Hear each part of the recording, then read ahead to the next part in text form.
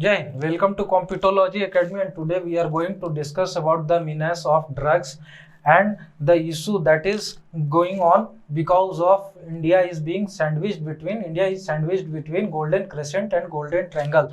So today we will see about what is Golden Triangle, what is the impact of Golden Triangle and Golden Crescent on India, and how does it impacts Indian economy and internal security.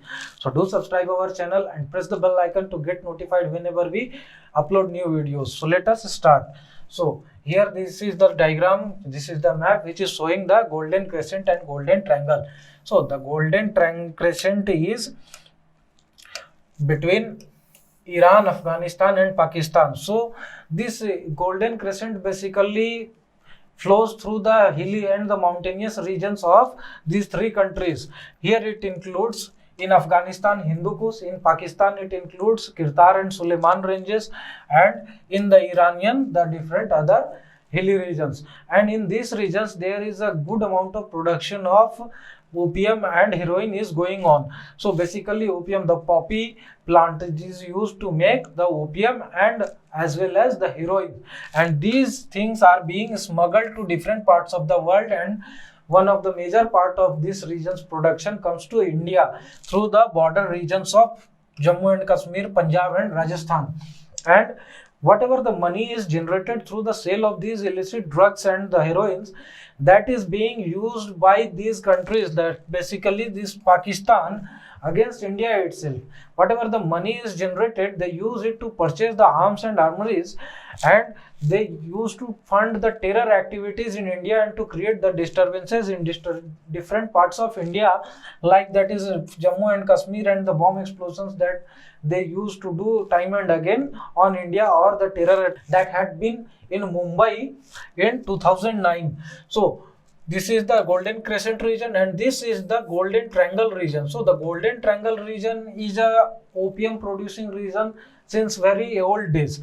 In 17th century itself, it was a region which was producing opium, and the Britishers used to do trade of opium from Burma. That was the name of Myanmar at that very time, and they used to sell this opium to China, and from there whatever the money they generated, they used to purchase the tea, silk, etc., and thereafter they used to sell some of the goods and the other things in India, and thereafter whatever the money again generated, they used to purchase cotton and indigo, etc., from India, and they used to send it to UK, that is Britain, and thereafter they used to produce the different textiles and other things, and they used to sell it in different parts of the world as well as in the regions from where they had purchased the raw materials itself. So this was a circular trade that used to start with opium in Burma, and now after the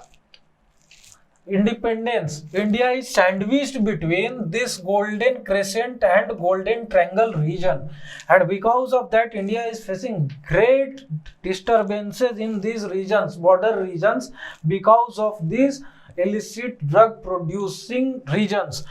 In Golden Crescent itself, it has been estimated that around 1750 metric tons of opium had been produced in 2010. So now it may have been increased, but here what has happened in Myanmar and Laos, Thailand, Vietnam region, the production of opium has got deteriorated by the time. It is because of the climate change. In this region there has been some climate change, so the dry spells of the rainy season has increased. So because of that the production has reduced. Also due to the changes in the political system in Myanmar and some of the government initiatives, this region are producing less of the opium and opioids, because the government is taking action against these illicit producers. So India is facing a problem of this because these goods are sold in India, in Punjab, Haryana, etc., and as well as in the northeastern states. So let us see what is the impact of this trade, illicit trade. So the first danger region is this, that is the red corridor region for the internal disturbances. Here these products reach very less in amount, but this region, that is Jammu and Kashmir region and this Punjab region, here the trade of these drugs is very high. From Pakistan, the drugs is sent to in this Jammu and Kashmir region, Punjab region, as well as in this Rajasthan region. And you know that the menace of drug is very high in Punjab and Haryana. These are the good Doab regions where the agricultural produce is very high and income level is very high. And because of that, they find the well developed ground for sale of their drugs, and because of this they generate a good money and they use it against India itself in creating disturbances in Jammu and Kashmir and funding various terror attacks.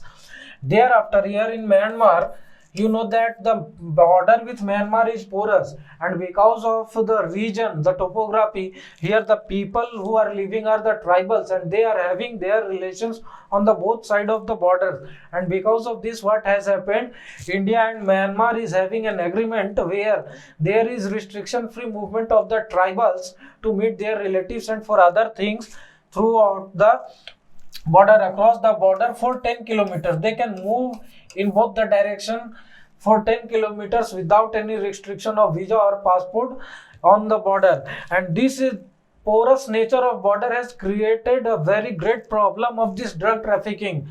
So a huge amount of drug enters into India from these porous borders to India, and these drugs are being sold in India itself in the northeast region. And in the northeast region also, the drug abuse and the substance abuse is at a very high state. And because of this, what is happening, the youth of these regions are getting spoiled. So the future of India is, future generation of India is getting spoiled because of this illicit drug trade and because of the money generated from these regions for through the sale of drugs that is being used in these regions itself to create the insurgency and disturbances.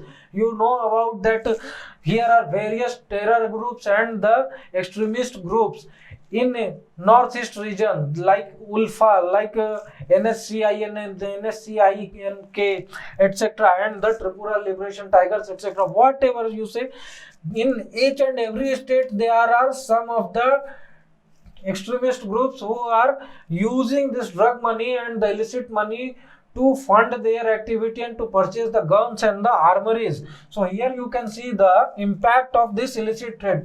So this is a chart of various types of substance abuse and alcoholism and smoking, etc., like the whatever the intoxicants they use. It is a graphical study of these things. And here the 7 states, 7 sisters of Northeast as well as Sikkim has been included. So here you can see in almost all the states, the substance abuse, this substance abuse is having the highest percentage. Here you can see the substance abuse is highest in percentage. The highest graph in each and every state you will see is the of substance abuse, and in most of the states it is more than 50%. So it is a matter of concern in these states. Because of this, what is happening, the youth is getting spoiled. There is low level of development, there is low level of literacy. In some states only there is high level of literacy, like in Mizoram where the missionaries are active, but still there is low level of development, and government needs to take the initiative to literate the people, to sensitize the people, and to develop the region so that they get engaged in creative works and they do not get dragged into the drug abuse. Again, if you come to the Punjab and Haryana region, so here you can see that 76% of the people who are drug addicts, those are of 18 to 35 years of age group. So this is a very high rate if you consider the age group. 18 to 35 is a working age group where they form the major part of the labor force, workforce. And if 76% of them are drug addicts, then what will be the future of the state?